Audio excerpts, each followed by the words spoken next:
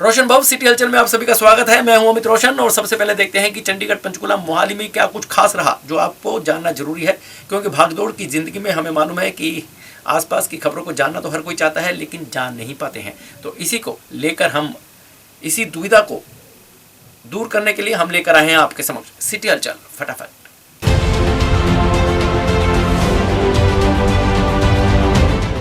पंजाब के मुख्यमंत्री चरणजीत सिंह चन्नी ने कहा है कि चुनाव नजदीक आते ही देश और पंजाब विरोधी ताकतें माहौल खराब कर रही हैं। पहले बेअदबी के जरिए पंजाब में गड़बड़ी की कोशिश की गई, लेकिन उसमें कामयाब नहीं हुए। अब इस तरह की हरकतें की जा रही हैं। उन्होंने कहा कि किसी भी दोषी को बख्शा नहीं जाएगा। वह किसान के साथ मीटिंग कर रहे हैं, इसे जल्दी खत्म कर अब लुधियाना जा रहे हैं। वहां जाकर पूरे हालात की जानकारी लेंगे। उन्होंने कहा कि सरकार इस पर पूरी तरह सचेत है, लोगों को भी सचेत रहने की जरूरत है। चुनावों के मद्देनजर कुछ एजेंसियों की तरह से इस तरह की कोशिशें की जा रही हैं। लुधियाने च एक ब्लास्ट हो गया है, इसे करके मैं मीटिंग ਨੂੰ ਛੇਤੀ ਸਮੇਟ ਕੇ ਸਿੱਧਾ ਲੁਧਿਆਣੇ ਜਾ ਰਿਹਾ ਹਾਂ। ਮੌਕੇ ਤੇ ਜਾਇਜ਼ਾ ਲਵਾਂਗਾ। ਜਿਵੇਂ ਜਿਵੇਂ ਇਲੈਕਸ਼ਨ ਨੇੜੇ ਆ ਰਿਹਾ, ਕੁਝ ਦੇਸ਼ ਵਿਰੋਧੀ ਸੂਬਾ ਵਿਰੋਧੀ ਤਾਕਤਾਂ ਵੱਲੋਂ ਇਸ ਤਰ੍ਹਾਂ ਦੀਆਂ ਘਿਨਾਉਣੀਆਂ ਹਰਕਤਾਂ ਕੀਤੀਆਂ ਜਾ ਰਹੀਆਂ। ਉਹਦੇ ਵਾਸਤੇ ਸਰਕਾਰ ਵੀ ਸੁਚੇਤ ਹੈ ਤੇ ਲੋਕਾਂ ਨੂੰ ਵੀ ਸੁਚੇਤ ਰਹਿਣਾ ਚਾਹੀਦਾ ਹੈ। ਇਹ ਜਿਹੜੀ ਬੇਅਦਬੀ ਦੇ कोशिश की गई नहीं सफल होए, हुण यह ब्लास्ट किया गया। ये सारिया चोणों के मद्देनज़र कुछ एजेंसियां वालों कोशिश की जा रही किसी भी दोषी को बख्शांगे नहीं। इसकी फर्स्ट इन्फॉर्मेशन मैं मौके पर जाके लवांगा।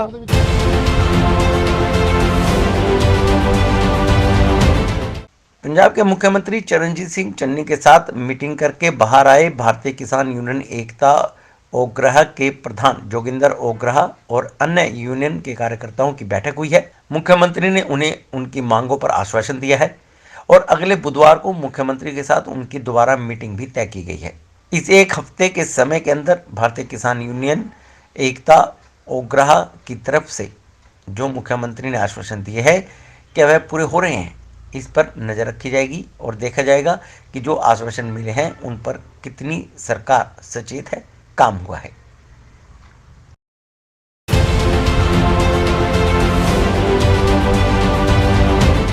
तृणमूल कांग्रेस की पंजाब इकाई के स्टेट सेक्रेटरी गुरमेल सिंह ने आरोप लगाया है कि केंद्र में शासित भाजपा सरकार की ओर से गलत बयानबाजी कर गुमराह करने की लोगों को कोशिश की जा रही है। उन्होंने कहा है कि कोरोना महामारी से उपजे मंदी के दौर में किसी भी मजदूर, किसान, गरीब या व्यापारी ने खुदकुशी का मामला सामने नहीं आया है, ऐसा कहना है चंडीगढ़ प्रशासन का, जबकि हकीकत इसके बिल्कुल उलट है। चंडीगढ़ में पत्रकार वार्ता के दौरान उन्होंने कहा कि लोकहित में प्रदेश को समर्पित 23 दिसंबर का दिन वीरवार को ऑल इंडिया तृणमूल कांग्रेस पंजाब इकाई की समस्त लीडरशिप और कार्यकर्ताओं द्वारा महान शहीद माता गुजर कौर और 4 साहिबजादों को कोटि कोटि प्रणाम है, जिन्होंने देश कौम की खातिर कुर्बानियों को हंसते हंसते गले लगाया। उन्होंने कहा कि उनकी पार्टी की बहुत ही आदरणीय, योग्य, सुप्रीम और पाक शख्सियत ममता बनर्जी, जो कई बार सांसद, मेंबर, पूर्व रेल मंत्री और मौजूदा पश्चिम बंगाल के मुख्यमंत्री हैं, ने निष्काम सेवा की है। अपनी जान पर खेलकर बड़ी मशक्कत से सारे वर्गों को अपने साथ लेकर चलने का भी काम किया है। बल्कि देश में पहली मुख्यमंत्री बनी जिन्होंने सारी जिंदगी सरकारी भत्ता, सरकारी कोठी व बंगले आदि का निजी तौर पर इस्तेमाल ना करना ही मुनासिब समझा है।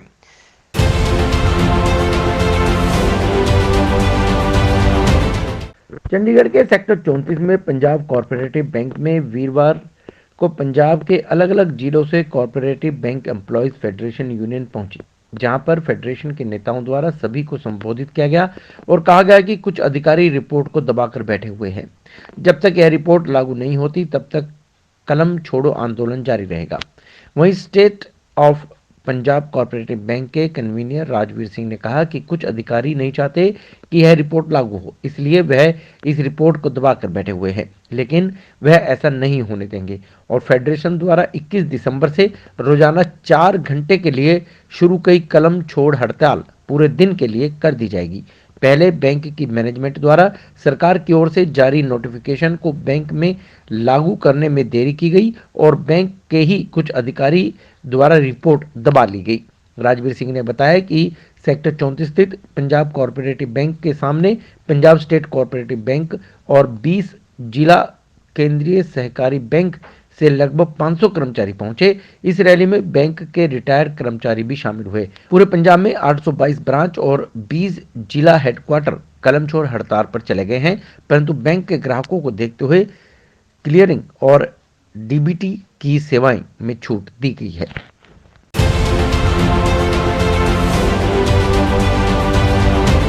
हरियाणा वोकेशनल टीचर्स की शिक्षा मंत्री से बैठक सफल रही। सरकार ने वोकेशनल टीचर्स के वेतन बढ़ोतरी कर 23,000 से 30,500 करने की मांग मान ली है।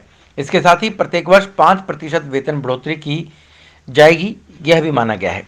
वोकेशनल टीचर्स को प्राइवेट कंपनी में से बाहर निकालकर हरियाणा कौशल रोजगार निगम के माध्यम से स्पेशल कैडर बनाकर रखा जाएगा और सभी केस वापस लिए जाएंगे।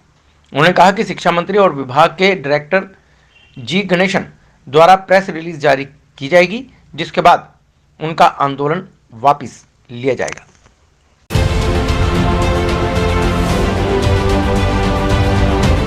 पंजाब के कैबिनेट मंत्री राजकुमार वेरका ने अकाली दल पर हमला बोला है और कहा है कि मजीठिया मामले में अकाली दल कांग्रेस पर आरोप लगा रहे हैं, लेकिन यह मामला नया नहीं बल्कि पुराना है और उन्हीं की सरकार में यह मामला सामने आया था जब वर्ष 2012 में अकाली दल की ही पंजाब में सरकार थी और पंजाब के उप मुख्यमंत्री सुखबीर सिंह बादल उस समय पंजाब के होम मिनिस्टर थे और मजीठिया की ही बहन हरसिमरत कौर बादल केंद्र में मंत्री थी। अकाली दल कांग्रेस पर आरोप लगाने से पहले अपने गिरबान में झांपेंगे और अगर सही है तो कानून के सामने पेश हों।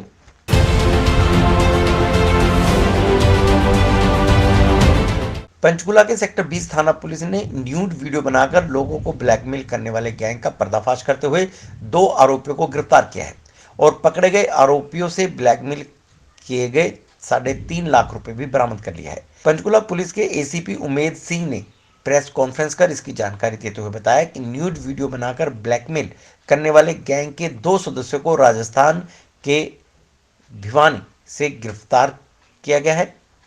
इसके अन्य सदस्यों की तलाश जारी है। ये एक पीड़ित व्यक्ति था, कोई केसी राणा, अपने सेक्टर 20 में रहता था जी। उसके साथ 12,30,000 रुपए की साइबर के द्वारा ठगी हुई थी, जो मोबाइल के जरिए उसको नकली फेसबुक आईडी बनाकर और नकली लड़की का वो फेसबुक पर तस्वीर लगाकर उससे वीडियो व्हाट्सएप से वीडियो कॉल करके और उसको डरा धमका कर उससे पैसे लेते थे और जो पैसे डलवाते थे वो अलग अलग खाते नंबर में वो डलवा देता था जी। इस संबंध में हमने हमारे सेक्टर 20 में सब इंस्पेक्टर राजपाल ने 2 मुलजिमों को अरेस्ट किया है।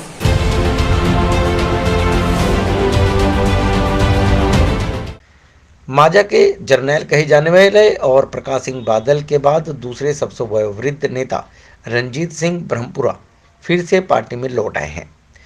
उनके साथ पूर्व विधायक उजागर सिंह वडाली और पूर्व विधायक रविंदर सिंह ब्रह्मपुरा व कई अन्य नेता भी शामिल थे। घर वापसी को लेकर ब्रह्मपुरा ने इतनी शर्त अवश्य रखी है कि उन्हें पार्टी में शामिल करने के लिए प्रकाश सिंह बादल उनके घर पर आए।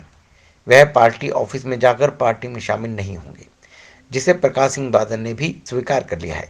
लंबे समय के बाद पहली बार प्रकाश सिंह बादल लंबे हलके से बाहर निकले हैं। चंडीगढ़ में ब्रह्मपुरा के निवास पर कई कार्यकर्ता और नेता भी पहुंचे हुए थे। इस दौरान सुखबीर सिंह बादल ने पंथक राजनीति को मजबूत करने का हवाला देते हुए कहा कि सभी पंथक संगठनों को अकाली दल में शामिल होकर उसे सशक्त करना चाहिए। सुखबीर सिंह बादल ने कहा कि पंथ पर सभी सरकारें हमला कर रही हैं और चूंकि अकाली दल पंथक पार्टी है, इसलिए उसका मजबूत होना जरूरी है। अगर सियासी ताकत मजबूत होगी तभी धर्म भी बचेगा। उन्होंने कहा कि श्री अकाल तख्त साहिब के जत्थेदार ने भी सभी पंथक संगठनों को एकता की अपील की है।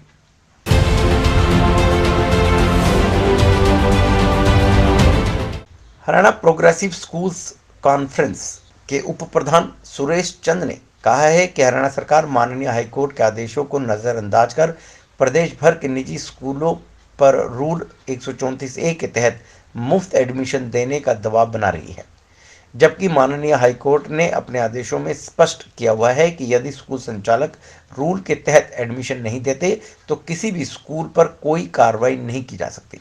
उन्होंने कहा कि शिक्षा विभाग द्वारा लेटर जारी करते हुए अभिभावकों को गुमराह किया जा रहा है कि यही कारण है कि अभिभावक स्कूलों के बाहर आकर प्रदर्शन कर रहे हैं और विभागीय अधिकारी प्रदेश भर में अभिभावकों और स्कूल संचालकों के बीच टकराव की स्थिति बना रहे हैं।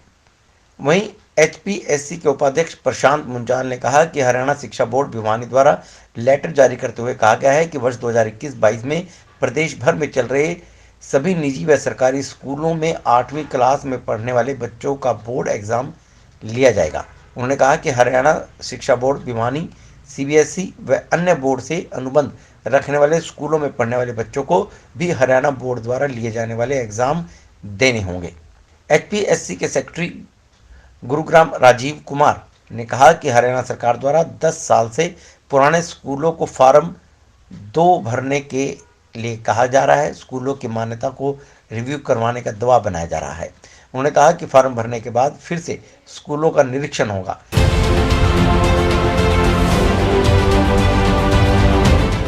मोहाली सरकारी कॉलेज फेज 6 में सहायक प्रोफेसरों की नियुक्ति पत्र देने को लेकर उस समय हंगामा हो गया। सेवाएं रेगुलर करवाने की मांग को लेकर संघर्ष कर रहे सहायक प्रोफेसरों ने कहा कि नियुक्ति पत्र नियमों को ताक पर रखकर दिए गए हैं या दिए जा रहे हैं, जबकि इस मामले को लेकर कोर्ट में चैलेंज कर रखा है, जिसकी सुनवाई 6 जनवरी को है, लेकिन इसके बावजूद अधिकारी नियुक्ति पत्र बांट रहे हैं। वहीं कॉलेज प्रबंधकों का कहना है कि यह नियुक्ति पत्र नहीं बल्कि स्टेशन अलॉट किए जा रहे हैं, जो नियमों के तहत किया जा रहा है। Guest faculty professors association Punjab के आह्वान पर लगातार अपनी मांगों को लेकर शिक्षा मंत्री के घर के बाहर प्रदर्शन किया जा रहा है। दूसरी ओर नियुक्ति पत्र बांटे जा रहे हैं, जबकि 15 सालों से गेस्ट फैकल्टी काम कर रहे हैं, परंतु सरकार उन्हें कोई भी सुविधा नहीं दे रही।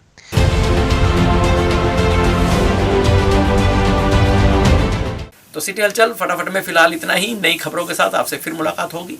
यदि आप भी अपने शहर की खबरों को जानना चाहते हैं, क्या लाइव इवेंट्स हैं उसे जानना चाहते हैं, कौन चुनाव में बाजी मार रहा है और कौन पिछड़ रहा है यह जानना चाहते हैं, तो आपको सब्सक्राइब करना है रोशन भव। और रोशन भव में आप देख सकते हैं सिटी हलचल फटाफट, सिटी हलचल, city crime, city this week, चुनावों की गहमा गहमी, लाइव टेलीकास्ट, धार्मिक कार्यक्रम, भजन कीर्तन, सब कुछ सिर्फ रोशन भव पर। तो सब्सक्राइब कीजिए रोशन भव और देखते रहिए सिटी हलचल। नमस्कार।